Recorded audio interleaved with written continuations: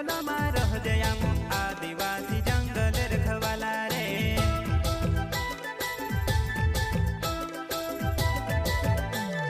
चल जंगल जमीन काज पूजे रे आदिवासी दुनिया ने रखवाला